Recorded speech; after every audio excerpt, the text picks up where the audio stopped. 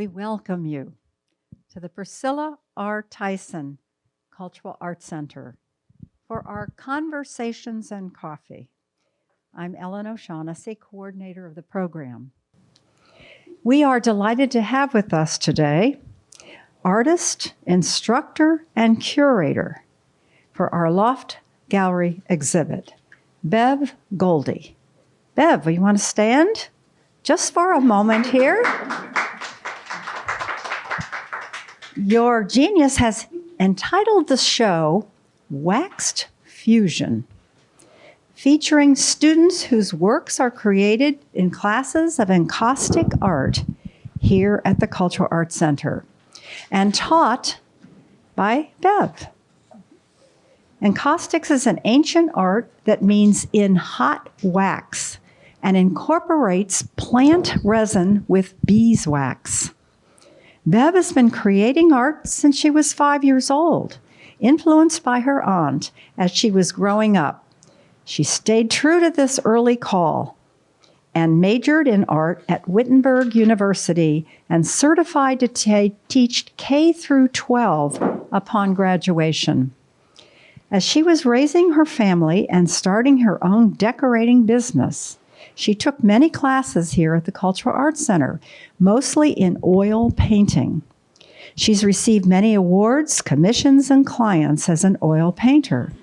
While on a trip to New York City, she was exposed to a work of encaustic art in a hotel lobby and was transfixed, she says.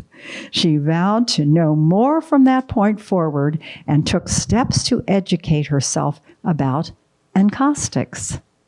She took a 3-day workshop offered at our Cultural Arts Center, taught by Chicago encaustic artist Sarah Raymer. She made 7 pieces in that workshop, 2 that won awards and were purchased. It was the catalyst to her in teaching at the Cultural Arts Center and becoming a professional encaustic artist. Bev has received 5 individual professional artist grants from the Greater Columbus Arts Council, attended the Encaustic Artisan Expo held in Santa Fe, New Mexico. Her work since then has been exhibited there, and 1 piece is in their permanent collection. The newest tower of the Hilton Hotel also has a 4-foot by 4-foot work of Bev's. A Worthington office lobby has 2 enormous reproductions of her encaustics, and she has just completed a 5-foot by 3-foot encaustic commission for a renovated Dublin home. Bev has received many awards and been juried into many local, state, and national exhibitions. Wonderful, huh? Congratulations, Bev. That's great. Wow. And thank you for bringing to us Darlene Yeager. Tori, stand up here. Would you be? Wonderful. And Raymond Jasinski. Great. We are looking forward to sharing all your art. Darlene is an award-winning fine art photographer and encaustic mixed media artist. She's currently working on the Pale Blue Dots series and awarded a Greater Columbus Arts Council grant to explore encaustics with an eye toward exhibit that will include an educational component. 2 of her encaustic works were juried in the 51st National League of Penn Women's National Biennial Art Exhibit. We so enjoyed that celebration here at the Cultural Arts Center. Best known as a painting with light photographer, Darlene stepped into the world of encaustics. She enjoys the challenges of both painting with light and photography and painting with encaustics on cradle boards. She shares that whenever she works out at night, she summons up all her courage to even make it out the door, as she's had some harrowing experiences in the night. Both encaustics and night photography are complicated, time-consuming, and risky, but just the type of challenges that propel her forward. In either medium, it is the variety, beauty, and intricacies of the natural world that fuel Darlene's creative spirit and propel her forward. Darlene's luminous photography has been featured in books and magazines. Darlene, a great bio, and I'm so glad you're with us today, celebrating light and darkness, huh? We'd love to hear how you do that. Raymond Jasinski. Been honoring his mixed media and digital art skills for over 30 years, blending his career experience as a graphic designer and marketing agency owner with an innate need to create. Ray's evolution into encaustic wax art allows him to explore depths and textures through a unique layering that captures different perspectives of the scenes he envisions. His imagery, a sophisticated arrangement of beauty and emotion, captivates the audiences with its timeless pieces that tell profound stories through meticulous detail and unexpected expressions. Raymond shares that he loves Columbus for its vibrant diversity and thriving arts and culture. He graduated from the Cleveland Institute of Art in 1994 and gained a wealth of marketing experience working as an art director at 2 Cleveland-based advertising agencies before founding Linear Creative, a full-service marketing agency he has owned and operated for 22 years. Wow. Getting that word out with advertising, what a gift to the community, huh? So Ray, Darlene, Bev, we're grateful to you for being with us today and look forward to you sharing your love through encaustics. What, it came to us from ancient Rome, and you're keeping it alive now. Wonderful. All right, take it away. Okay, this does work. Can everyone hear me okay? I'll come over here. And first of all, thank you for this opportunity because encaustics is one of those types of art forms that, well, first of all, hi to the Instagram people. This is kind of cool. It's not only live people, but live without me knowing who's over there. So that's awesome. Encaustics is one of those types of art forms that a lot of people don't know about. And until I actually saw them, like Ellen mentioned, I never would have ever thought that I would be doing anything other than oil paints because that's what my first love was. And I was trained in it in school. And that was a second way for me to communicate. But after learning how to do encaustics through the Cultural Arts Center, I wanted to be able to share that a little bit more and to let other people know how to do it because I was so excited. And a lot of the other people that have been taking classes also found out that, wow, I can do this even though I don't have a deep, rich art background.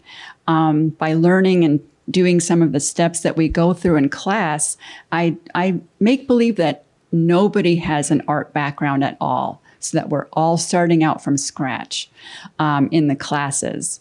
And what's so wonderful about the conversations and coffee, it's not only today, but next week, which is really unusual. And I'm so thankful that we have 2 opportunities to talk about encaustics. What I wanted to have us focus on today were the people who do have an art background, who switched over kind of completely like I did. I know Ray has his own graphic design business and that's his bread and butter. But if I'm not mistaken, the encaustics is that way for you to really, really express and go further with the work that you've already been doing. And the same with Darlene, and I'll let you both tell about how your transformations came about that way too. But so today I wanted to show the possibilities if you've gone and done more than just the beginning stages of learning about encaustics so that you get excited, so that if you see them at an art museum or at a gallery, you'll know a little bit more about it and go, yeah, I think I know enough about that I appreciate that more, because there are a lot of steps that it takes to do them. And when you see them in person, you want to touch them. They look like tile, and they're just they can be ethereal, they can be painterly. There are many different ways that you can use encaustics. I'm going to be turning over the mic soon to the other two students that have excelled and gotten much further in their work. But I wanted to show in a few minutes kind of what I've been doing in the past 2 years. I've been doing this professionally for about 6 years and teaching here about 6 years. They allowed me to almost do a sabbatical here up in the loft, not the loft area, but the way fourth floor area where there was a window that we could crack open for fumes to go out. Because with encaustics, you do need an area that has an outtake fan. And that's one reason I stopped doing it at home. And a lot of people need to realize that you can do this at home, but you need to have windows or outtake fans. I've actually put a hose that was used for a dryer vent and then hooked up a fan so that it worked out in our home now. But when I found out about fumes, I had to stop my experimentation at home. And that's where I really developed more of a relationship here at the Cultural Arts Center, because they do have an outtake fan downstairs where the classes are held. And so I like to teach everything about it, the chemistry of it, what you can do with it, how to push it to its max. And then I do workshops in things that I can't teach here at the Cultural Arts Center because we're using blowtorches. So I do those separately, and I'm hoping it maybe at some point that we can figure out how to do that here too, but that's in the future. In the meantime, I have a barn studio that I've been able to hold them at, and I just had one 2 weeks ago, which and Darlene's actually taken one of them too. And even if you've never had one whit of a background in art, everyone comes out smiling, and if nothing else, I give them really good photos of themselves using that blowtorch, and they're really pumped up about that, because who doesn't like to be known about being a bad, I know we're on the air, so yeah, and everyone loves doing it. So I wanted to kind of close. In the past 2 years, I've had a couple of exhibitions. The one on the screen here, actually Darlene took the photo. I was so thankful because it's so fun to see other people's reactions, and they're standing there actually looking and listening. But this was at the James Cancer Gallery. And what's so nice about that location is that people stop in maybe when they really need a lift. And maybe they're going through some things themselves or with a relative. And I knew that I've had several reasons to be at the James Cancer Society. I've had 3 forms of cancer. And I've only been treated once there for one of them. So I've had to go back annually. And every time I go there, that's a first stop that I go to. But being able to show and share the work there was a real joy. And so that happened in the last year. And I was able to show not some of my most recent things, but just some of the things there. But some of the other things, Darlene and Ellen mentioned that in the main gallery downstairs was the National League of American Pen Women. We had the national exhibition down there. Both of us had pieces in there, and Darlene won an award, which was, it's a really huge honor to be able to win anything. Just to be in the show, curated into it, is a big deal. So we were both very excited about that opportunity. And I'm looking forward to, I'm going to have an exhibition at Marcia Evans Gallery in June. And I was so excited about that. And I think because of the GCAC grants that I've been allocated and had asked for, had given me the freedom to buy the materials, because encaustics can be fairly expensive. There's wax, there's blow torches, there's griddles, there's so many different things that are necessary, especially if you work large. It can take a couple of pounds just to get a base of wax on a piece. So when I show my work, you'll get to see some up close, and also some, one of the things that you'll be seeing a little image of is at our dental office. It was in a lobby of the dental office that was in almost a warehouse type building in Worthington. And they were undergoing renovations. And it was really stark. There was no art up anywhere. And I thought, this is an opportunity. You know, they need art. So I tried to find out. I had to go to the janitor, to all sorts of other people to find out who the management company was. Found out and asked if they would be interested in some artwork. And they said, well, as a matter of fact, yeah.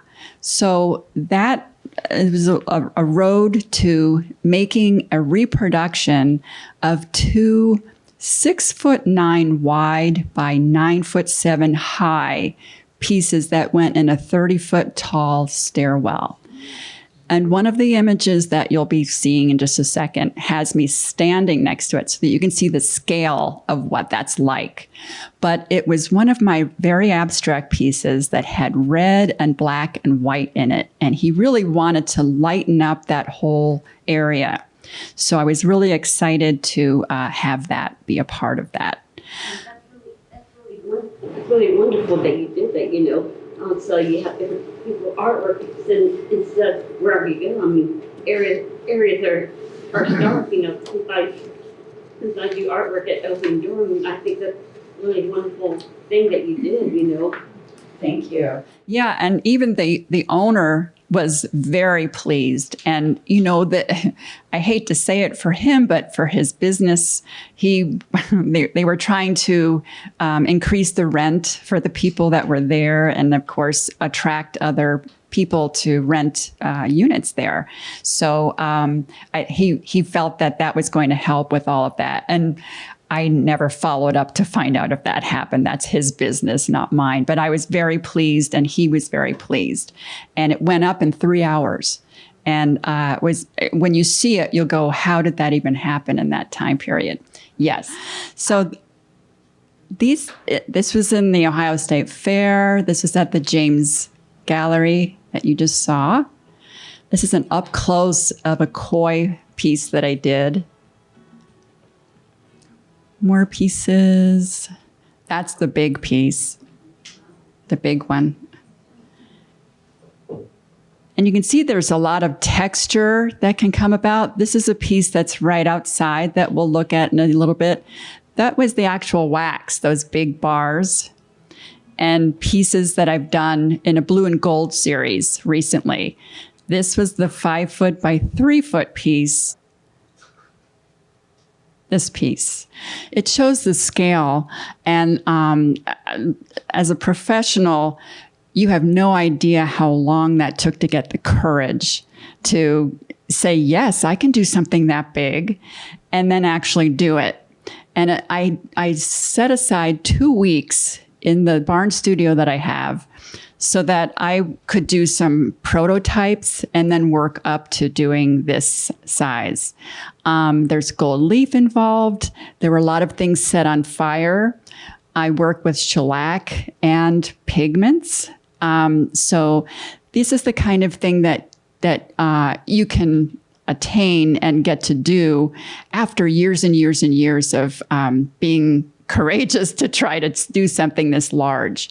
And then also have the resources to actually fund something like this. Of course, it was a commission, so I was able to fund it up front from the people with a deposit so that I can buy the waxes and things for it. But there must be at least 8 to 10 pounds of wax, and wax can go up to $27 a pound. So, it adds up quickly, but when you see these in person, and I hope you've had some opportunity to see the things outside, the items are different than oil paints. They have a sheen and depth to them that you wouldn't otherwise. And I'm going to let the other two have their time because I know I did not want to do that. So I would like to introduce, we've already heard from Darlene. And Ray, why don't we go ahead with you because I know I have your pieces up first. And if you want to start with your piece here. Hi, everyone. How are you? I'm Ray Jasinski. I started the class, how's that? About 2.5 years ago. I do graphic design all day, and I needed another outlet. Go ahead. Pardon? Oh, I'm sorry. I'm blocking camera. Where was I? So 2.5 years ago, I looked for a creative outlet to expand my thinking process when I design. I'm very linear how I do things, and there's a process. And when we show my work, I'm going to take you through the process of how I developed a style. I feel like I needed a style of a way to design because that's just the way my brain works. I work, here we go.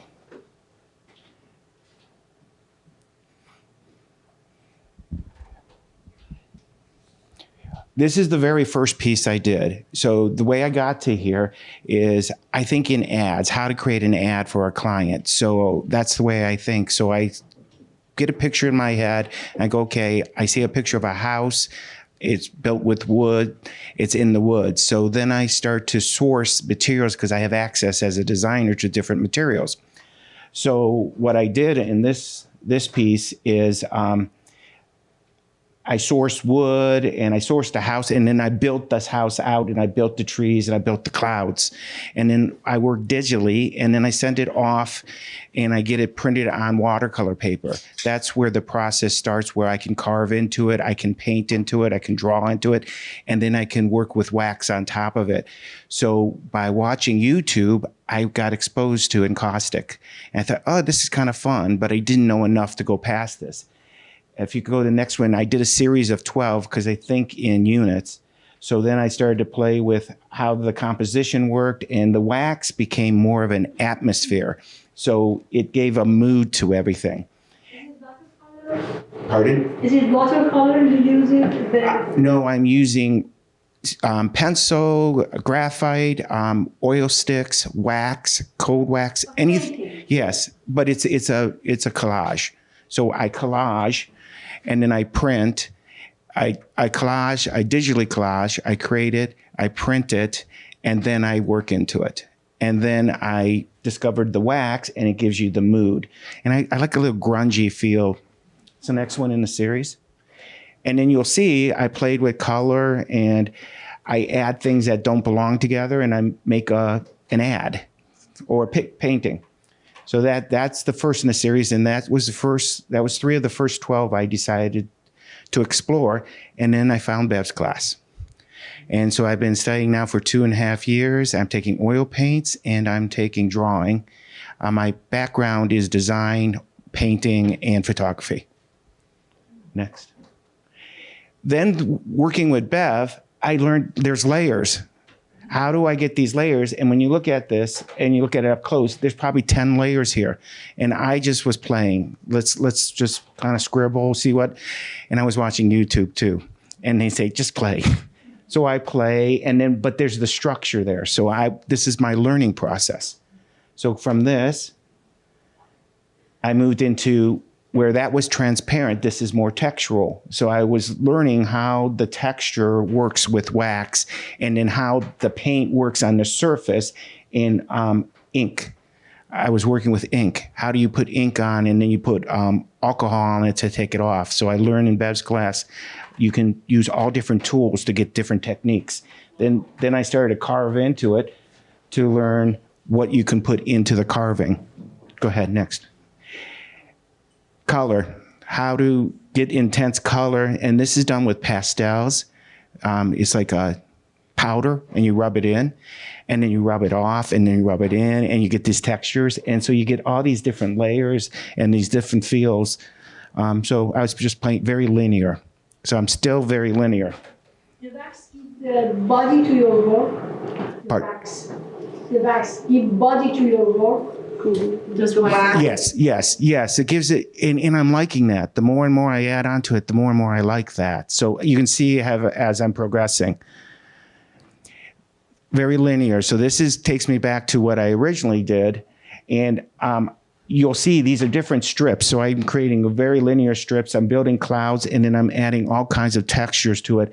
And then the wax is another texture on top of that, which then makes the piece. So this is the third series I started to work on. So I had there's about 10 of these. So I get a picture in my head, and then I create them. What size is that? This is 12 by 24.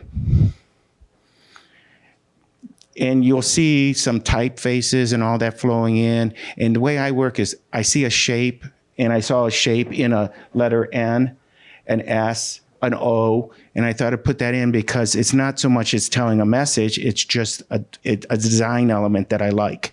So I had that design element, and then I had all kinds, like I build the grass and everything, but then I throw on top of it the wax, and it just takes it to a different level.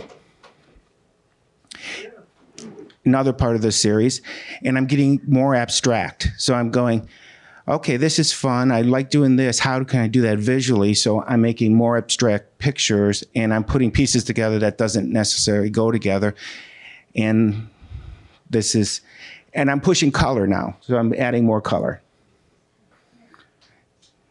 This will be another in a series. I love roads. When we go driving, my partner and myself, I just sit and look out the window, and I have my camera, and I'm snapping roadsides.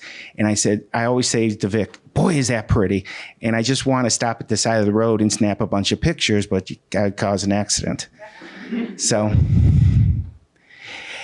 now I'm exploring different things and different collages, and because I'm in design, I have access to a lot of imagery, so I can grab those imagery, and I look at it as a learning process. And so I'm started here to learn how to do this, and so I'm using found images, and I'm creating a world. So very linear, but I'm creating a world and a feeling, and it's just something that comes to my head, and then I go with it. And you'll see the wax. And in this one, go back, this next one, please. You'll see the wax and how it's giving it an antique feel.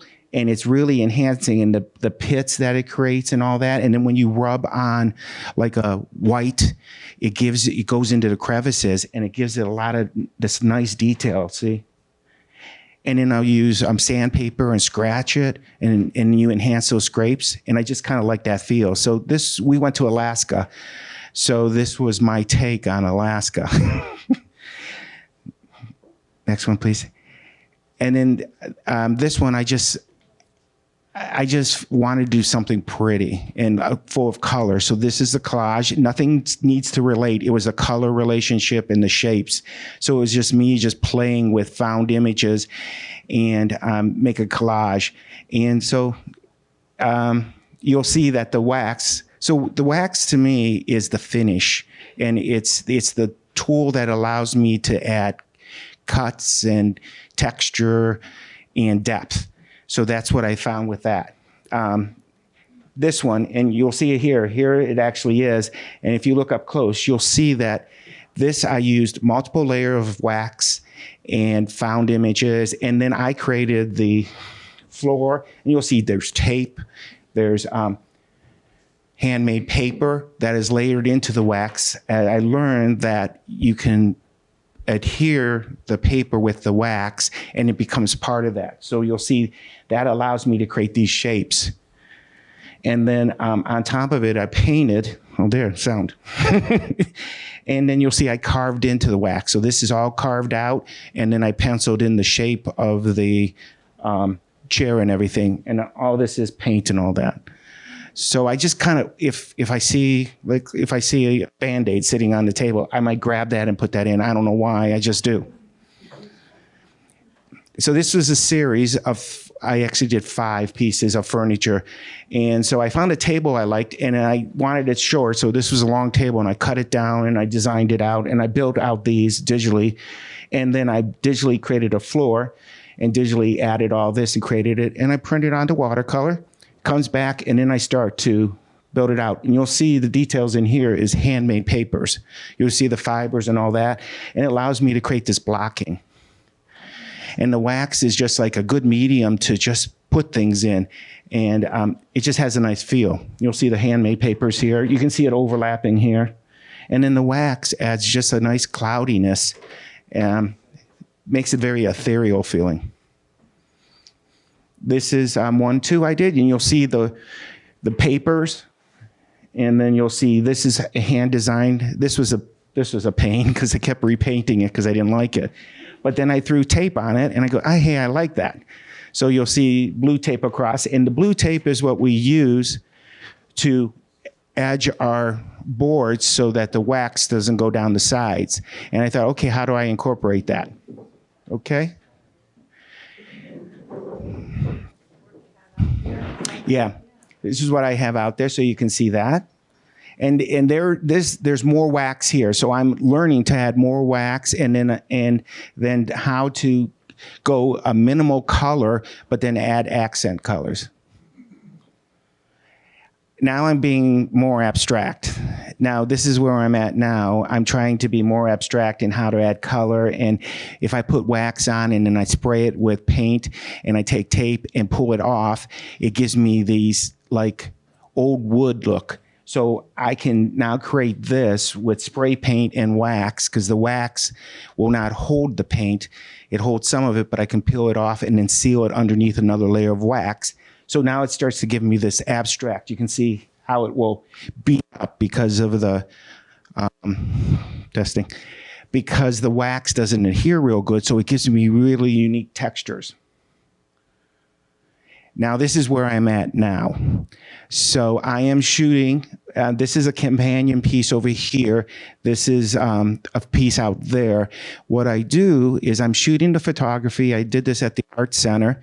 And then I go through all my pictures and then I go through and I edit them and then I retouch them. I move flowers around so that they look more pleasing. Send it off to print, comes back, I sand it. So I get a real rough surface and then I paint on top of it, pencil, whatever. And then I wax, paint, wax, pencil, wax, layers. And so this is where I have landed. And then the last one I'll show you is this is a flower from my garden. And I change the colors and I enhance it and I collage it. And this you'll see out there is all wax and paint the different layers. So this is kind of where I've landed right now. Thank you. Thank you. I use oil sticks. I use oil paints. I use pastels. I use graphite. I just don't use acrylics. So I stay within that. Darlene, are you going to present yours? Then we're going to go to the gallery. Maybe let's say the last 10 minutes of our time. Okay. Great. Raymond, that was wonderful. Thank you. Yes. That's really something, because you're going to notice that even though we both have photographs, our approach is entirely different, but you're going to hear some of the same words over and over again because it's the medium. I've just brought a small piece. This is in the, let me start this. Okay. Okay, so I started as a fine art photographer, and first I'd like to thank everybody for coming and anybody who's watching on Instagram. Thank you for coming. I started as a fine art photographer, and I work in the dark. And if there's enough existing light, as there was here, I don't have to do anything except mount it on the camera on a tripod and take a long exposure. Next, please. This would be an example of where there isn't enough light. And so in order to get the image I want, I go into it with a flashlight and light part of the image, and then I can get a picture.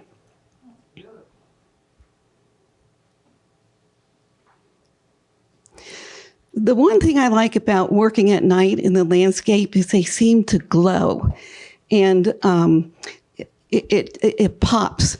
And also, over long periods of time, next one please, you're going to see that as things move through the image, we're getting lines and shapes, as you were talking about.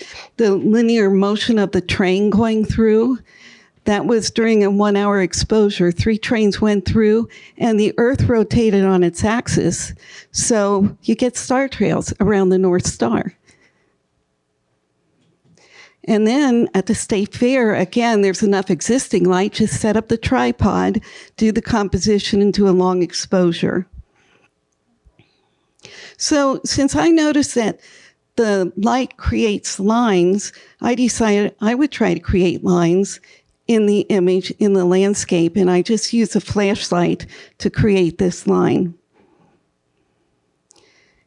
And this was not, this is from a rooftop, and I had to devise something that I could take around that labyrinth to light it. Wax for the No, these are straight photos. This was my before encaustic life. I didn't work just outside because, as Ellen said, it really is scary working at night. If I would fall and I'm out there in the landscape, nobody would know until I didn't get home and my husband woke up in the morning. So it can be dangerous. But I did take it into the studio, and I continued working, trying to create lines and shapes, because if we're going to call it painting with light, painting insinuates that we're going to put something here that doesn't exist, just as a painter would. So I worked it with different colors of light sticks, and I modified them and came up with ways to create these calligraphic type lines and shapes in the background, and continued experimenting. And I will tell you, as an artist, I don't care what medium you work in, experimentation is very important. So yeah, these are all inside, painting with light and creating new shapes and lines. This is all a virtual photograph. The only real things here are this and these little itty bitty things. Everything else was created with my lights. That was my goal. Yeah, just keep. So this was a photograph that I had taken when back in the film day. I mounted it on a cradle board, and this is during Bev's class, when I took her class. This is just strictly medium on it, just clear medium. And I built it up around the edge. This is before I knew about pan pastels. Built it up around the edge, and it just has this dreamy quality to it. And I really like that. Let's take a look at a straight photograph and see what I can do with that when I go into the encaustic. So there it is. It's okay, but wait until you see the encaustic. This was a photograph that wasn't really anything that I would show to anybody. I had to take the picture because of the way the light and colors were, but there was this awkward branch that had fallen across the creek, and it was so annoying. It wasn't a very good picture, but it became a really nice encaustic, and I added pan pastels in part of the image and a little bit of ink, India ink, up in the corner. So that made it. So I learned that I could take almost good photographs and I can change them and use encaustics and make what I wanted. And that has that, it's a distant memory, it's starting to fade, dreamy quality again. Oh, and you heard Raymond talk about carving into it. In this one, again, a photograph, a little bit of encaustic, a lot of pan pastels, but I started trying to get some texture here by carving into it, and that's when it all started to go awry. You'll see. Okay, so there it is. I was hooked. I had to start building things. I wasn't just satisfied with it being flat. And so I began, and I'll just start passing this around. I began building layers and layers and layers of wax to make it more dimensional. And then I start working with colors of wax. And I know what you're thinking. I thought there was a photograph in here somewhere, but if you go to the next one, I'm going to show you what the photograph kind of looked like. And that's before I start painting, actually painting. And then let's take a look at the next one, because this will really give you a sense. This is the photograph, and the next image is going to be the photograph once I added encaustics and painted over it. Watch that. Okay, now you can see the photograph is underneath, but I just kept adding layers and layers and layers. So it's just a low relief, just a little tiny bit. But I couldn't stop there. I was so hooked on this medium. Yes, there is a photograph underneath. And in Bev's class, she taught us about carving into it, about adding using stencils, using pan pastels, using ink, mixing. This is just strictly mixing different colors of wax. So she taught us about those things, and I started incorporating those, but I realized that we can actually see through these layers, as witnessed by the photographs that had wax on top of them. So I decided I was going to utilize that. And some of these, this part is under the wax, done with pan pastels, then a layer of wax, and then I came back with more wax and added texture. And the next one, you're going to see that I really took it to the next level. And this, I then added flat rice, poha rice, to create this texture here.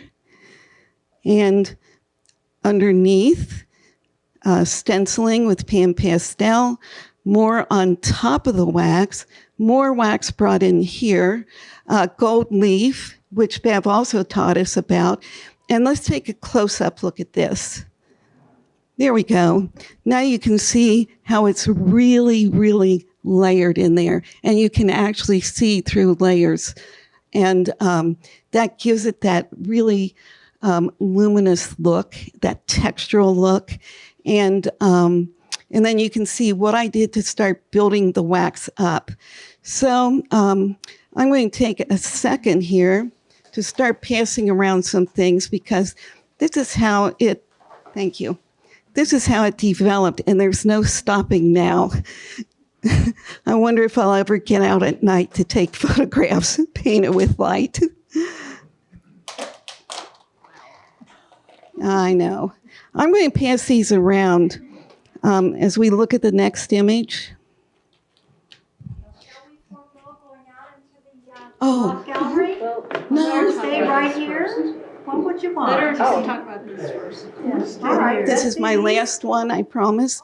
I started making raised relief. I'm going to pass those around. I use paper and dip many times. And for part of it, I dipped just plain old string so I could form it different ways. And I want you to feel that these are pretty durable, but I don't want people touching it when they see this. So if you go to the next one, I'll just pass those back. Those are all part of this one. You can go to the next one. Let's just start passing those around just to give you a sense. Okay, so this is the finished piece, and this is part of the Pale Blue Dot series, where I'm working on what's happening to our Earth. There you go. Thanks to Bev Goldie. Okay, thank you. Thank you. Bev. If I can just say one last thing. This week was about what was possible with encaustics. Next week, we're actually going to show what it takes to make encaustics, and two of our newer students, so that you can see what, if you wanted to take a class or know more about it, how you can actually create with them. So this was Mary Jane Quick and Allison. Allison Laundere. Yes. All right, with you as their Pardon leader me? and teacher. Yes, next Thursday. So let's go out into the loft gallery and see the works of these genius artists bringing to us the exquisite beauty of ancient Rome into 2024. It looks like the camera is starting from left to right. And next week, we're going to have Allison Laundere, who is only taken a few classes, and her work is up here. She's going to be talking next week along with Mary Jane Quick, who has pieces along the way. But since this week was talking about Ray's work, Ray Jasinski, if you want to come over next to your work, we've got his pieces that he showed images of, and we got to see these up close. But this is so textured. It's wonderful to see up close, and all the different colors and textures. You can get a shine with wax, or you can get a dull finish. Right, right. So And yeah. you get with the different waxes, you get different type of finishes. This has a duller finish, and you'll see that that's flat too. But then when you buff it, you get a really shiny effect. So this is just take a rag and you buff it up. If it dulls down, you buff it up again. And right next to Jay's is, we have Darlene's work. Is Darlene back there? Yes, she's right. Oh, there she is. Why don't you say a few words about your work here? Yes, this is Fresh Tracks, which you already saw. The top one is a friend of mine who modeled while I painted her with light. She posed for 2 hours, believe it or not, and I made that into encaustic. What I like about this is you can see the brush strokes that I used around the edge. This is Pan Pastel, and the rest of it is the photograph. And on this one, it's India ink, Pan Pastel, and straight photograph. Thank you. And yes, I wouldn't mind showing a few more of our brand new students. This student is the first time she's ever taken an encaustic class, and she experimented with all sorts of things and added things from home. So this is a great example of somebody that has never done this medium and what's possible. Aren't they beautiful? Various artwork, stone projects. That's really nice looking at your artwork. Thank you. Various artwork, like that was various found projects and stuff. And I have a lot of people who I made several various purses and stuff. We have a lot of other people who had never taken encaustics before. Jessa Moore has done a couple of things at home, but she's also done several beautiful things in class. And it was so fun this particular time because people worked off of each other with what they were learning. Just as an example, Valerie added some jewelry to hers and some found pieces.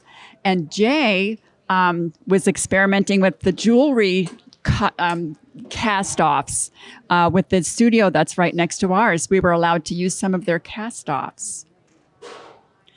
And coming around the corner, we've got Jay and Valerie's work over here. And Jay, again, had never done encaustics before. And the fact that he has never done them before and was playing when doing all sorts of new techniques. And Valerie has taken several classes before. And she actually sold a couple of pieces at the student and faculty show that we had at the Cultural Arts Center downstairs in the main gallery. So she was very, very, very enthusiastic about that. Next week will be Mary Jane Quick. She's going to be talking to us about her work over here next week. And she's incorporated some natural items to hers. And she'll be talking about her journey. And last but not least, well, there will be one other one down there, but this is my work. Yes. This was inspired by Gustav Klimt with the gold. And this is actually gold metallic wax. And there are gold elements inside here, and then other gold metallic things throughout the whole item. So that's of interest to people who don't know what you can do with encaustics, because this has a lot of different textural items to it. And this is from my new Blue and Gold series that I've done a lot of work. These were prototypes to that very large work that I did. So that the gold frame just makes them pop, and I'm just really happy with them and going further and further with that. With the abstract and the shellac burns, sometimes they make it themselves. So all you need to do is add a match and it lights up and the whole thing's on fire. And then you have these wonderful cells that go around the piece, and then you can add gold leaf. You can do all sorts of things. So it's a really fun process and very intuitive. And Darlene and Raymond, thank you, thank you. It was just a marvelous, educating, exquisite experience. And thank you for being our instructor here at our beloved Cultural Arts Center. Happy to do it. Thank you.